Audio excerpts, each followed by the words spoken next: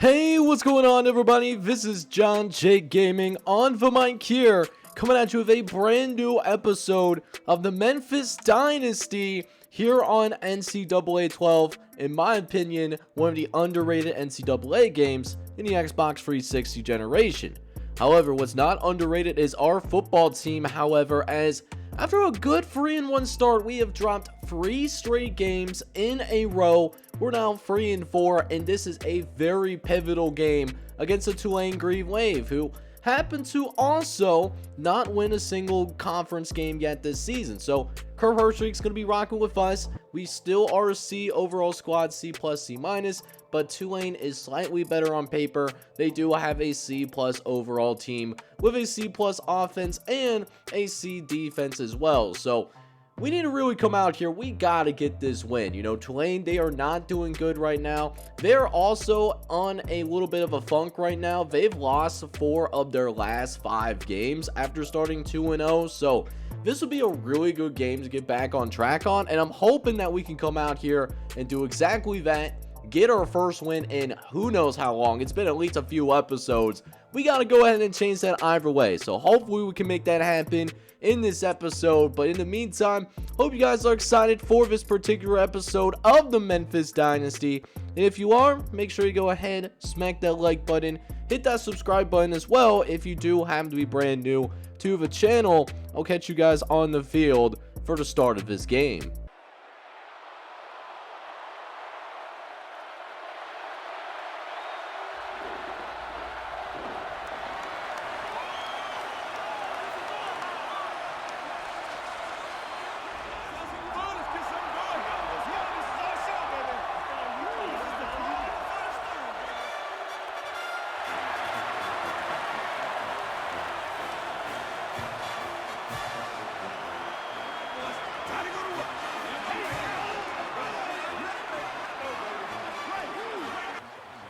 Alright, boys, let's see if we can come out here and break this 3-game losing streak that we got going on. Starts with our offense. Want to get off to a good start here as Bell's going to look over to the right hand side, and that's not what we're looking for at all.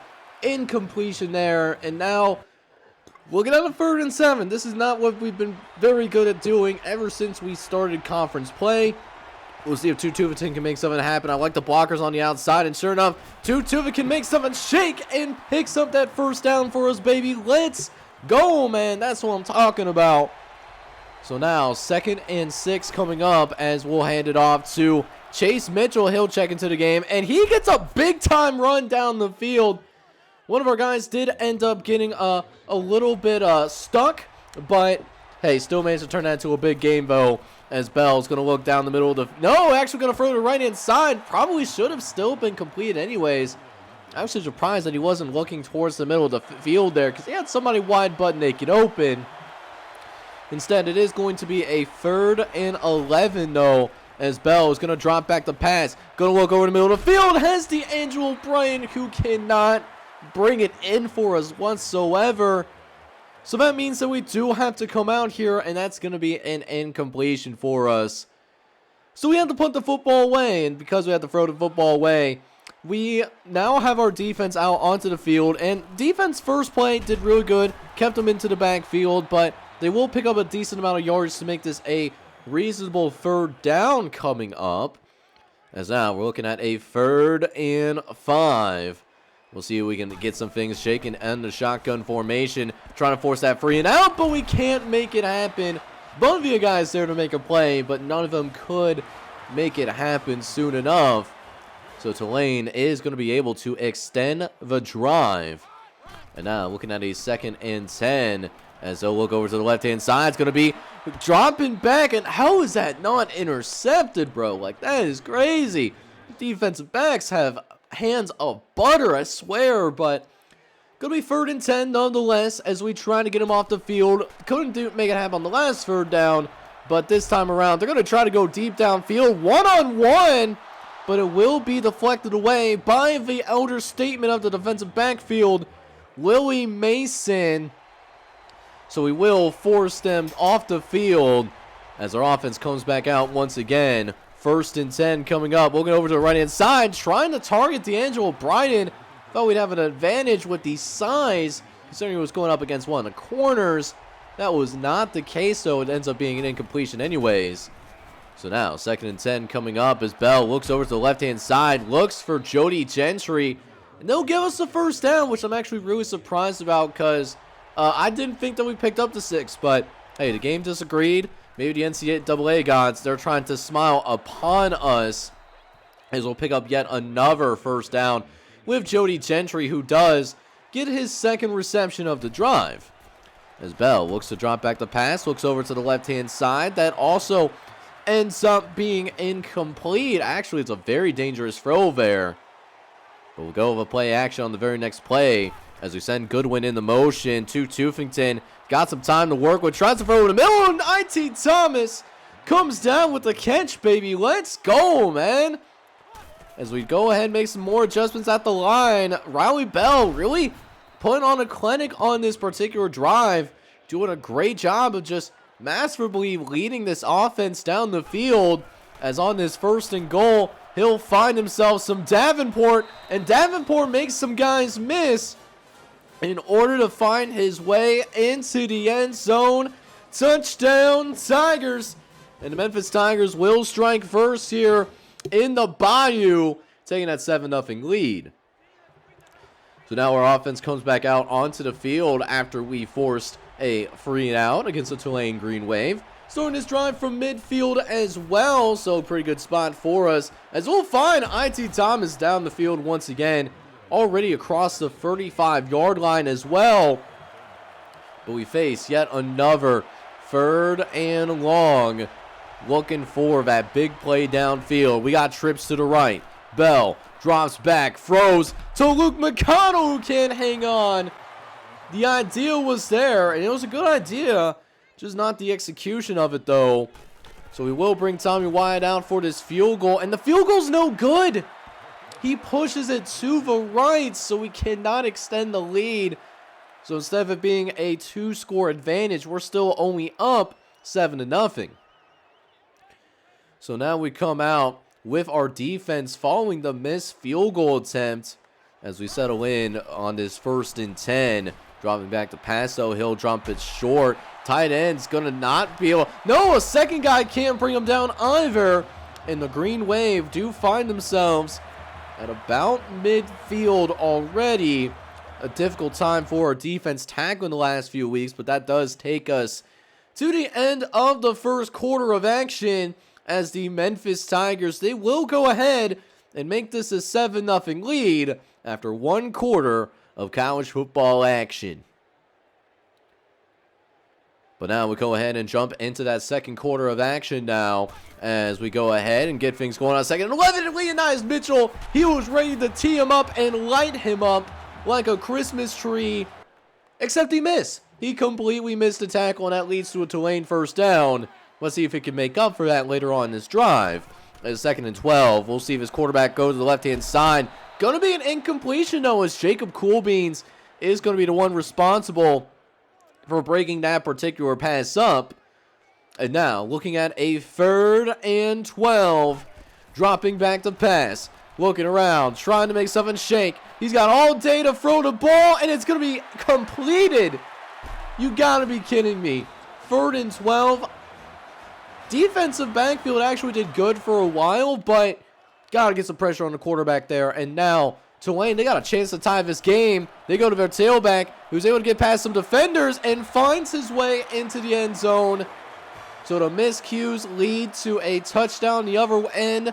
That's a 10-point swing just because we could not make a field goal, right? So, got tied ball game now, back at 7 apiece. We try to suck them in with the screen, but defensive line, they were able to get them hands up and force the incompletion. So now, 2nd and 10 coming up as Bell this time has a clean pocket. Does get it to IT Thomas. Good for a 1st down, but there is a penalty on the field. They're calling it against us. Jody Gentry, after the pass was made, ends up going ahead and just not doing any favors. But Bell will pick up the 1st down, except he doesn't get out of bounds or slides. So now Tulane has the ball. They might return this all the way back. Thankfully, they don't. Oh, we are just shooting ourselves in the foot right now. It's just been a expressively frustrating experience, right? These last few games that we've played. So now we're back out here. 1st and 10 coming up as they'll throw short to the left-hand side. They will get a little bit closer, but defense is going to really have to focus in if they don't want to allow yet another touchdown, because they're already starting in the red zone as well. However, 3rd and short coming up as they're going to do a speed option to the right-hand side. We got it locked up. Leonidas Mitchell can't bring him down, but thankfully we had some help in the vicinity as Randall can't get anything on that. And I applaud Tulane for their aggression. They're actually going for it here, even though a field goal would give them the lead. 4th and 2. They're trying to get him off the field. We do! Nice bat down, baby. Let's go, man. Turnover on downs. Holla at your boy.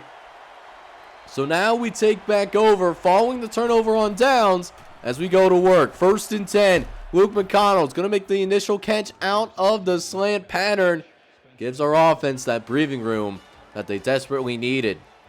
A couple plays later, Bell will drop back the pass yet again as he'll look to the left-hand side and just could not corral it in. Solve that one-on-one matchup, and, I had to at least try it. But it's now 3rd and 13. This will not be an easy first down for us to pick up. Davenport is in the slot right now on the right-hand side. Looks like he might win the slot. He does! Davenport with the catch to make it a first down. And the drive shall continue. Next play, Tufington takes the run up the middle of the field, and we're going to be sitting at the Tulane logo now. It's another first down for the Tulane Green Wave. Bell again throwing to the left-hand side. Jody Gentry trying to run away, but just does not have the elite foot speed that you're looking for. So the DB catches up to him pretty easily, actually. Could have been a touchdown if we have some athletes. That's our problem right now. I guess we don't really have the athletes that I wanted to have, and that's just the experience, early on in this dynasty, recording, like getting like 2 stars and, lower end 3 stars when we first started this series. They're now starters, and they're solid college football players, don't get me wrong, but don't really have the athletes that we want still, and we had to settle for a field goal as Chase Mitchell couldn't necessarily pick up that first down that we were looking for, but tell me what, at least does make this particular field goal attempt to get it through. It's a long drive, 11 plays, 69 yards, so you already know that's a very nice drive, if I say so myself. And we have the lead. We do have the lead with less than 3 minutes left to play in the first half. Let's see if we can hold on to that lead, though. We had as much as a 17-point lead against UConn at one point, but then we blew it away. So now, 2nd and 10 coming up here as they'll look to pass the football. Randall gonna run out of time here. He's gonna launch it deep downfield, and just not enough space on the sideline to get that out. And now looking at a 3rd and 10. Tulane has been decent on 3rd downs today. They're 2 for 5. Randall drops back the pass. Gonna launch this ball over to the right-hand side. We're on it. And it's not caught. Oh my goodness. I thought that was going to be caught. But the NCAA guys don't want to screw us over for once. So we will get the ball at least one more time in this half. We got 2 minutes left to play. Bell dropping back. Looks over the middle of the field. Trying to get it over the middle to Davenport. He was going to win his round. He was going to be open. Unfortunately, we missed him by a country mile. And now, 2nd and 10 coming up. Bell dropping back. Looks over the middle of the field. Finds D'Angelo Bryden, who... No, he fumbles the ball. You gotta be kidding. He fumbles the football. And yet another reason to keep Tulane in this football game. But thankfully, they will review the call on the field. And they actually will overturn the fumble, thankfully. Oh, my goodness. I thought I was going to shit a break there. Thankfully, drive stays alive, though, and we still have a chance to get points on the board. 2nd and 3 coming up, though, as Bell looks over the middle of the field. Has to get rid of it. And again, pressure getting to our quarterback. Did have an open receiver, just didn't see him. So now it's 3rd and short coming up as Bell is going to line up in the shotgun formation. Bell dropping back, is going to look around. Tries to get it over the middle to IT Thomas. And Thomas is going to pick up that first down. 1st and goal from the 5-yard line. And here comes the Memphis Tigers looking to punch it into the end zone. And we do! Touchdown, Tigers! Memphis is going to take a 10-point lead. And we will also take that lead right into the halftime locker room. Let's go, baby. That's the first half that we're looking for, as we're looking to get our first win still in conference play after starting 0-3. So now we jump into that second half of action here, as Bell is going to line up in shotgun formation. Tulane did start with the football to start the second half, but got that free and out that we were starting early. So let's see if we can build on that and get some more points up on the scoreboard. I would certainly love to see that, as 2-2-15 already has a first down that carries us across midfield. As now, 1st and 10 coming up. Bell dropping back, looks over to the left-hand side, but Gentry cannot bring him in. He drops the football, and now we're looking at a 2nd and 10. We'll pass the football once again as Tulane, they send the blitz. Looking over to the right-hand side, but St.Thomas can't bring it in either. He was thinking about cutting upfield before he actually secured the football. And that's receiving 101. You got to see the ball in and then check upfield to see what's going on. Instead, forgetting that golden rule, causes a 3rd and 10. And Tulane brings the pressure, gets it out to Goodwin. It's not a good throw. Trying to lead him upfield a little bit more, but Goodwin still picks up that first down nonetheless and moves the sticks once more. 1st and 10 coming up after that first down completion. Play action. Bell looks over the middle and expected him to be open. Kind of telegraphed that throw like it was almost predetermined that Raleigh Bell was going to go there. Can't do that. And now it's 2nd and 10, but 2-2-15 does at least pick up a good set of yards for us as it picks up a gain of 6 on the play. Now looking at a 3rd and 4. Bell in the shotgun formation, looking for one of the slant patterns to get open. We do got it. McConnell, no, he drops it. And I thought that was going to be a face mask penalty as well, but the officials choose not to call it. And again, we will be trotting out Tommy Wyatt for a 50-yard field goal, but he's got ice in his veins. He hits that All-State logo, and he's been an impact player for our program. He would at least get those longer field goals to go. So we're up 20-7 now as we continue to try to build this lead. Tulane also struggling to get points onto the board as they look over to the left-hand side. Does find the first down marker, however, so that will help move the chains for the Tulane Green Wave. As Randall does go under center. We send the blitz, but the blitz does not get home in time, though, as they'll find an easy crossing route there. Great play call to counteract against our blitz. So now another 1st and 10 coming up as Randall again will drop back, this time dumping it off to the tailback there, who breaks a couple of tackles anyways before Nazir Evans has to come in from behind and shove him out of bounds. A couple plays later, though, 2nd and 10. How does this pass get completed? Like, are you joking right now? That's the pass that gets completed right now? You have to be kidding me. So now a 1st and 10 coming up after that recent reception as Cooper does get moved into motion. He'll drop back to pass with Randall looking over to the left-hand side, but it's intercepted. Josh Meadows somehow catching a fastball, and it's going to be taken back the other way. First down for the Memphis Tigers, as that was a 95-mile-per-hour fastball, but Josh Meadows, the linebacker, somehow find a way to get that pass. I don't know how, but we're not asking questions here. We're just here for the good vibes. And now we'll hand the football off to 2-2. Let's see if we can take advantage of that turnover. And by doing so, by getting some more points up on that scoreboard. So here we go now. 3rd and 5 coming up as Bell lines up in the shotgun formation. He'll drop back to pass. Looks over to the right-hand side. Jody Gentry going to work here. And he will go ahead and pick up that first down yet again. So that's a 1st and down for the Memphis Tigers.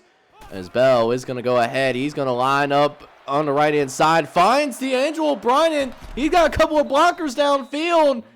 But the awareness of a squirrel, though, could have been a lot more. So instead, we're going to go with a play-action jet sweep. But we got scared. We got cold feet about calling that jet sweep.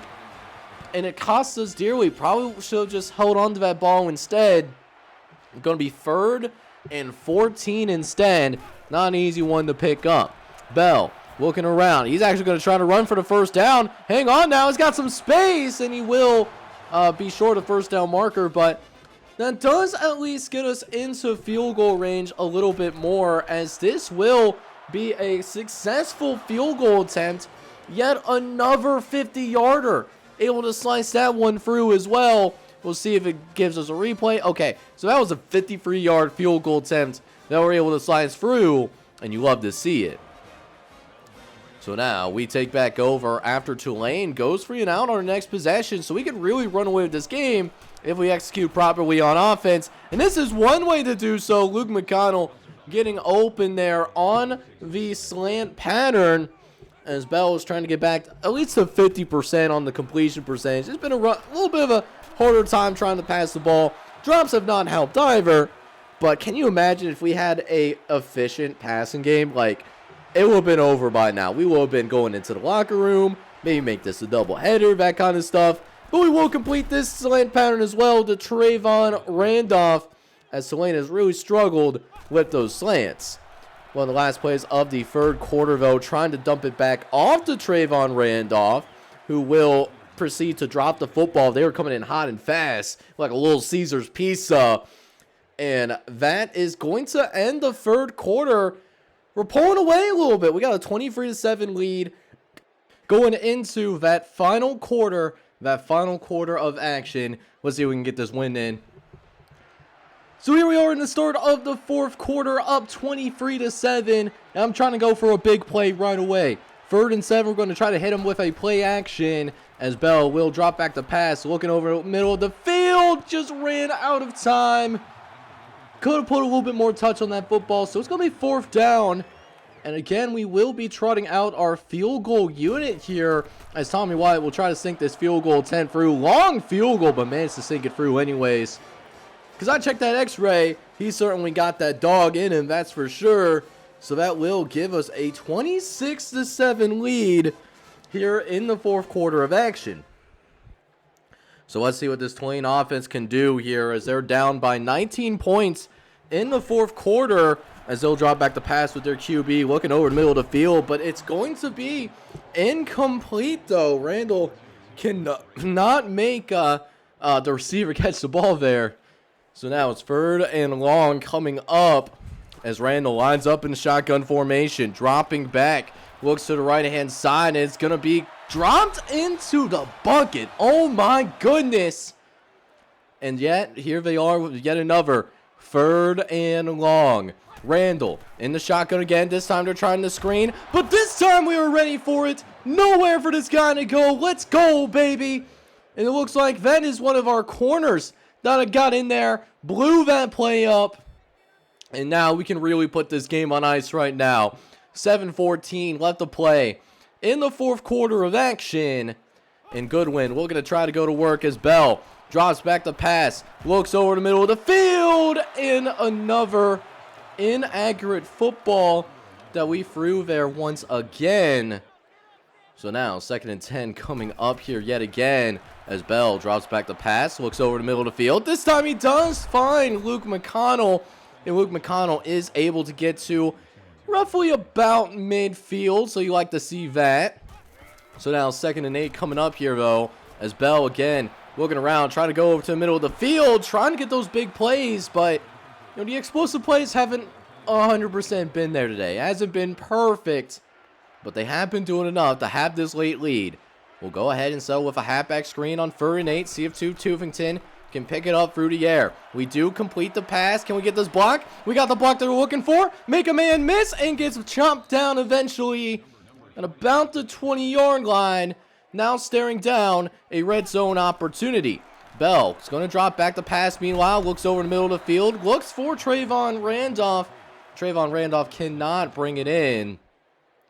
So now 2nd and 10 coming up instead, as Mitchell will go to work on this 2nd and 10. Handing it off to Luke McConnell. McConnell doing a decent little job there trying to find some blocks to work through. And now looking at a 3rd and 4 coming up. And Bell in the shotgun formation, looking for some help. Bell looking around, trying to make some things shake. Looking to throw over the middle of the field, and Tufington almost corralled that play in there, but could not get it done. And now we have to bring in our field goal unit yet again, but anyways, we're getting them by a depth of 1,000 cuts because the field goal attempt will be good there. Gives us a 29-7 lead to work through. So now here we go, a chance to go out there and possibly ice this game. And that's a great way to start this new drive out. Up by 22 already. Still bringing that heat right now. So here we go, 2nd and 10 coming up as Randall lines up under center. He's got plenty of time to drop back. Throws over the middle of the field.